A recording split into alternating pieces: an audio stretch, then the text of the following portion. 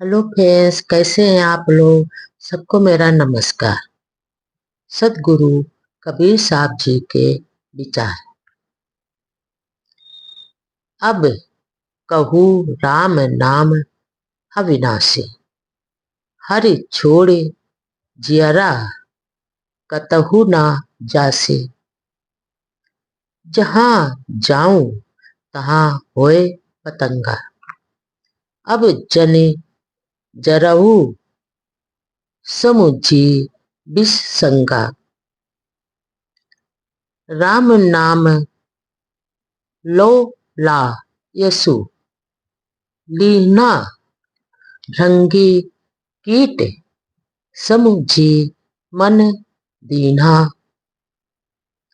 भो अस गरुआ दुख के हारे, करो जिया जतन जो देखो विचारे। मन की बात है लय री विकारा, ते नाई सूझे वार ना पारा। यहाँ पर सतगुरु कबीरदास जी कहते हैं, हे मानो, जीवन का बड़ा हिस्सा तो बीत गया है। अब तो आत्मा राम का भजन कर लो,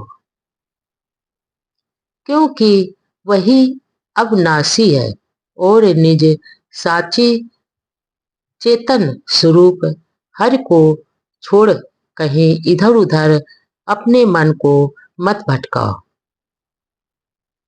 निज स्वरूप को त्याग कर जहाँ भी जाओगे वहाँ सब जड़ हृदय एवं विषय बाजार ही पाओगे।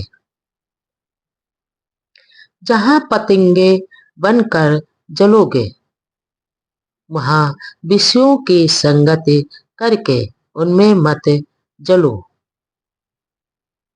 और आगे सदगुरु कबीरदास जी उन्हें समझाते हैं कि हे मानो, समझने की चेष्टा करो, यह तुम्हारे लिए सर्वथा दुखद है। जब साधक मन को अपने अविनाशी राम स्वरूप में लगा देता है तो वह स्वरूप स्थिति में लयलीन हो जाता है। आगे सदगुरु कबीरदास जी कहते हैं, तू उसका मन रम राममय हो जाता है और उसके मन से विषय विषय शक्ति निकल जाती है। जिस प्रकार भृंगी कीट दूसरे कीड़ों को अपना शब्द निरंतर सुनाकर अपने समान बना लेता है, यानी भृंगी कीट पतंगा दूसरे कीड़ों को अपने शब्द हमेशा सुनाकर अपने ही समान बना लेता है। यह कहावत है भी प्रमाणित प्रतीत होती है। सदगुरु आगे कहते हैं कि संसार का दुख इतना भयंकर है कि इसके आगे राग में पीड़ा ही पीड़ा हो जाती है। अतः हे मानव जीव, इसे समझकर विचार करो और इससे छूटने के लिए सदा प्रयत्न करते रहो। संसार की राग मत अलापो। मन की बातें काल्पनिक बातें विकारों की लहरें होती है और इन सब में पढ़कर हे मानव जीव को कुछ भी नहीं सूझता है और वह बार पार भी नहीं सूझता है। इच्छा करे हो सागर, जामे बोहित राम आधार। कह कबीर हरि शरण गहू, गो खुरे बच विस्तार। सतगुरु कबीरदास जी कहते हैं कि हे मानो जीव, तुमने स्वयं भोगों की इच्छा करके एक भवसागर सा बना लिया है और इससे पार होने के लिए एकमात्र आत्म राम का विचार विचार स्थित ही जहाज है। इसलिए हे साधक, अज्ञानहारी सतगुरु रूपी हर की शरण पकड़ लो, तो संसार सागर गाय के बछड़े के पद चाप के बराबर लगेगा। अर्थात सतगुरु कहते हैं, सरलता से तुम सभी इस भव सागर से पार निकल जाओगे, तो आत्मा राम की शरण में जाओ और अपने आप को अभी वक्त है सुधार लो। बहुत दुख दुख की खाने तब बची हो जब रामय जाने रामय जानी युक्ति जो चले युक्ति हु ते फंदा नाहि परई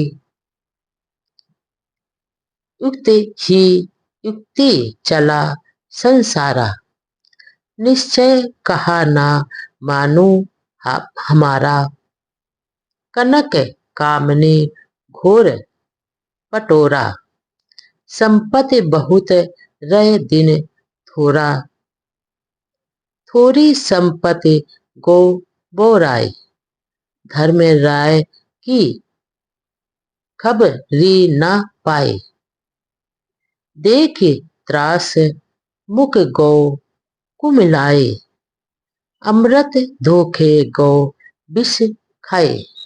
यहाँ पर सतगुरु कबीरदास जी कहते हैं, संसार में बहुत दुख है, जैसे दैहिक दैविक भौतिक अर्थात संसारिकता तो दुख की खान ही है। हे मानो, इससे तभी बच पाओगे जब निज चेतन स्वरूप राम की वास्तविक पहचान कर लोगे। सतगुरु जी कहते हैं, जो साधक आत्मा राम को पहचान कर साधना से चलता है, वह अपने विवेक बल से शुरू में ही स्थित रहता है, अतः वह संसार के बंधनों में पड़ता ही नहीं है। सतगुरु कबीरदास जी कहते हैं, वैसे तो संसार के सभी मनुष्य अपने अपने ख्याल से युक्तिपूर्वक ही चलते हैं और सबको यही अभिमान रहता है कि मैं जो कुछ ख्याल करता हूँ वही ठीक है।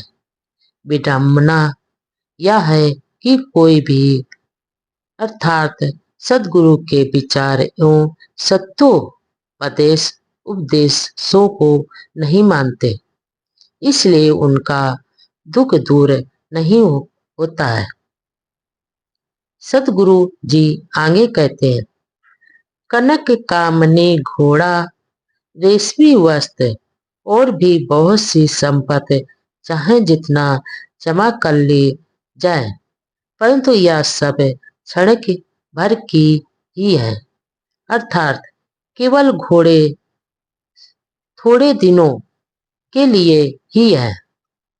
आदमी संसार की तुच्छ माया को पाकर घमंड में पागल हो जाता है और यह भी भूल जाता है कि मौत उसके पीछे पीछे लगी है, और जब मौत एक दिन आ जाती है तो उसके त्रास से त्रसित होकर माया भी माने मनुष्य का मुख कुम्हला मुरझा जाता है।